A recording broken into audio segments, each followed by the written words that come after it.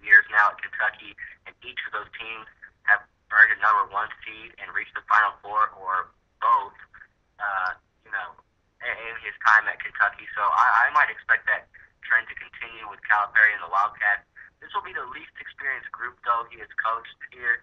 But power forward Kyle Wiltshire and small forward Alex Poitras have star potential, and center Nerlens Noel, one of the top recruits as well, chose Kentucky over UCLA. That would have been a unstoppable team if Noel chose the Bruins as well. But they're going to be an overwhelming defense, from the start. Calipari's most obvious problem is that he has to rely on players less gifted than he had the last couple of years. I think it's really going to all revolve around point guard Ryan Harrell, a transfer from NC State.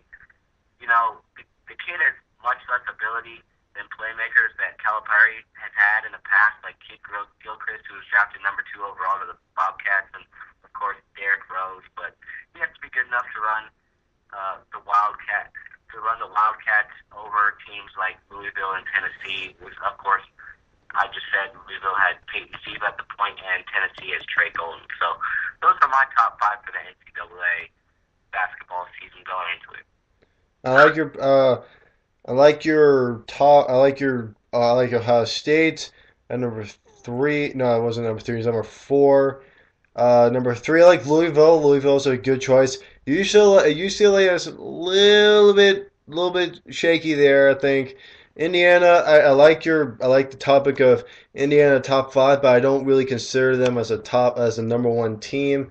And then Kentucky, I think that they should be at number 5 or possibly lower than that, mostly because of what they lost. They lost the number 1, number 2 pick in the draft last year, and Anthony Davis and Monica Gilchrist. You stated that, and then you're also losing Terrence Jones, and he was a pivotal player, especially in the run for the championship. Sorry.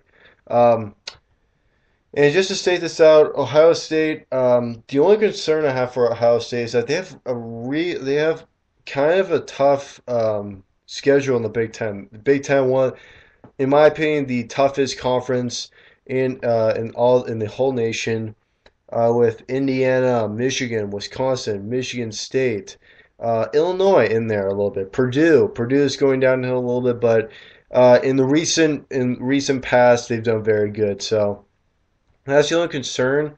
And then I think Ohio State tries to push their luck too much in non-conference play. Last year they played number 8 Florida, they played number 4 Duke, they played Kansas, and they played South Carolina. South Carolina, SEC school, they can be good at times, but I think Ohio State should ease the pressure off the non-conference schedule a little bit, and I think they'll be a better team, and I don't think it'll really affect their rankings that much. So, Sam, thank you very much for being on the show. I've really enjoyed your presence on the show. Any final words, Chris? No, I'm just I'm this has gotten me really. I mean, I love college football, and I want that season to go on forever. But I mean, I can't wait for college basketball either. I'm a huge Long Beach State fan, living down here in Southern California, and I'm looking forward to North Carolina coming down here and a couple other teams. So I'm really looking forward to college basketball season, and it's just 2 months away. All right, thank you, Chris, for being on the show. This is Chris Silvestri, the host of Chris's Corner. Tune into his shows. And Chris, when will your next show be? My next show will be tomorrow. I was going to do one tonight, but I wanted to join this show and have a basketball segment, so that was good. And really enjoyed being on. Thank you for having me. And yeah, listen to my show around 7:30 tomorrow night, Pacific time, and 10:30 on the East Coast. All right, Chris, thank you for being on the show. And once again, that is Chris Silvestri, one of the main men for this national sports station. I really enjoyed our talk, and we had a very long discussion. So we'll be going to our second commercial break. And when we come back, I'll give you my predictions for March Madness and what's going to be going on in NCAA, and I'll give you my finals prediction, and then we'll be talking about what's going to be going on in the future for the show. So, guys, thanks for tuning in for the first 50 minutes. Please tune in to the last 10 as we'll be going to our second commercial break here on Steven's Weekly Hoop Show on Spreaker.com.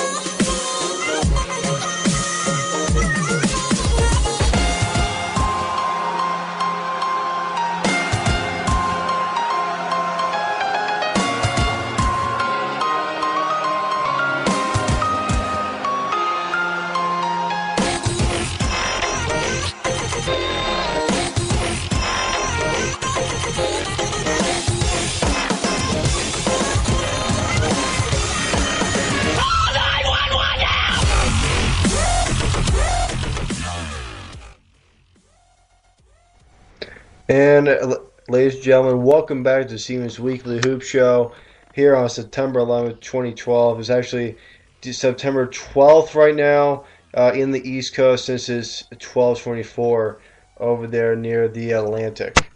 And we are nearing the end of our show. We have about 7, 8 more minutes left on our show. So like I said before commercial break, I'll be giving my input on the NCAA tournament and then the basketball and then NBA. So let's start with NCAA, where um, last year doesn't really matter anymore. I'm looking at the rankings right now, and I'm thinking these top five teams are not going to make it to the Final Four. The top five teams from last year to end the ESPN USA Today coaches poll was Kentucky, Kansas, Ohio State, Louisville, Syracuse. All five of those teams are not making it to the Final Four this year.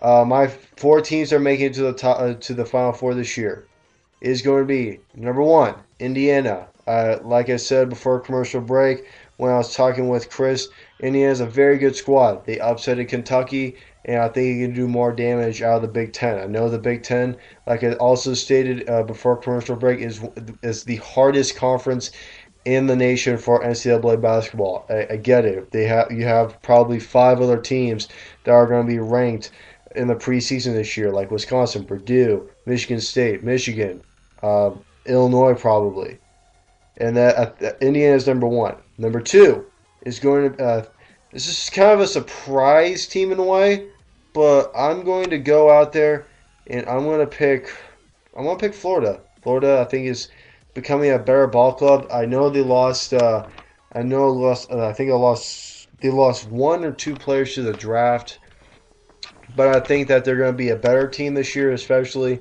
with a pretty good recruiting class from last year. They did lose 11 games.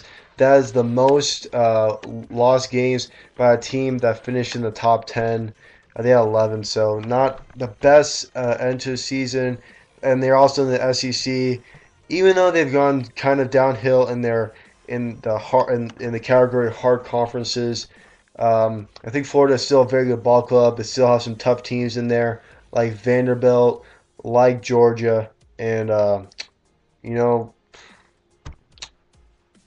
I think Florida is due for a great season, and I'm expecting a lot from them, especially as a team especially as my second team that's going to make it to the Final Four. Number three, I'm going to go out there once again. This is going to be a team out of the ACC. Is going to be North Carolina. North Carolina is always a very good team. They did lose a few players. They did sorry. They did lose Harrison Barnes to the draft. He got drafted by the Golden State Warriors. That's probably the only blow that they possibly have. Actually, cut that off. Sorry, I can't really, but Tyler Zeller, Tyler Zeller, he is. I think he was a senior last year, so I don't think he's coming back. So but I'm still thinking North Carolina is a very good ball club. They're still enormously powerhouse. I think they're going to continue to do great, and I don't see them really falling off the table this year. And if that happens, I don't think they're going to be climbing back up very fast like next year or the year after that. I think that'll be if they have a bad season this year, I think it's going to be very slow and coming back up like any other team. It's just not quick. So Indiana, Florida, North Carolina, those are my three teams. I need one more team. And I know this would really piss off some people, but it might not actually. I got Stanford. Okay, hear me out on this. The Pac-12 is becoming one of the weakest conferences. The weakest the really Pac-12 is a major conference, okay, and they're becoming one of the worst major conferences in the nation, mainly because the play has gotten worse. Oregon's court has like gotten guys that were going to Oregon at first to schools like UNLV, those type of schools. But I'm thinking a lot. Stanford is even though they're in a Pac-12 conference has gone downhill, like I stated, like USC, who has gone tremendously downhill, UCLA, which has gone downhill. So Stanford, if they do good and if they beat Cal twice, I think that they have a good chance because their season is looking pretty solid. They released their schedule, and I'm going to try to look it up right now.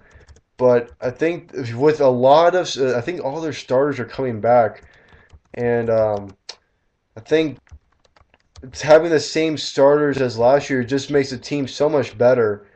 And I think the Cardinals they had the best opportunity this year to make a difference. So I have the schedule right here. Um, they do have a pretty hard tournament. The Battle for Atlantis. This is in the Bahamas. They do their first game in that tournament is against Missouri, a team that ended last year number 11 in the rankings. So that's going to be a hard test. And then also, then the game after that, they played the winner of Louisville and Northern Iowa. Northern Iowa is a very good team. A couple or a few years ago, they upset Kansas, the number one seed in a tournament a couple or few years ago. And then Louisville, they ended the season fourth overall. So Stanford gets boned in any way, shape, or form. The NIT champions, I think they're going to make a very big impact in the NCAA tournament. I think they're going to pull off some upsets. And looking at their schedule, it looks kind of easy. Their non-conference toughies is going to be the first one is going to be against NC State. That's going to be on ESPN2. Stanford at NC State. It'll be on December 18th. Also, Northwestern, going to Northwestern, that's going to be another hard game. Really trying to make a statement there in Evanston, Illinois. And then the schedule: USC, UCLA, and then Washington. Washington and Cal are two teams that to look at and really see if Stanford will be upset by them. Then Colorado will be an upset type of team because they've done that a lot in the Big 12 before moving to the Pac-12. And then Arizona, yeah, watch out for them too.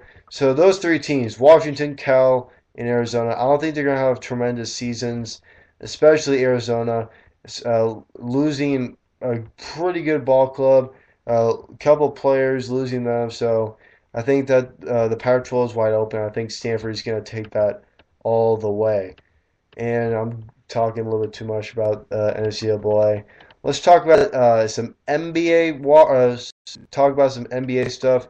Just a quick news report. Darren Williams, the two-time Olympic gold medalist, said Monday, quote, he is definitely open, end quote, to play for the United States in the 2014 World Cup of basketball. Williams, who helped the Americans win the gold in Beijing, and they defended their title last month in London, said he loves representing the U.S. and wouldn't rule out returning for a third Olympics in 2016 in Rio. So, and he said, quote, I'll be 32, so I'm not going to be old, Williams said. Jason Kidd was 36 the time we did it, so I could play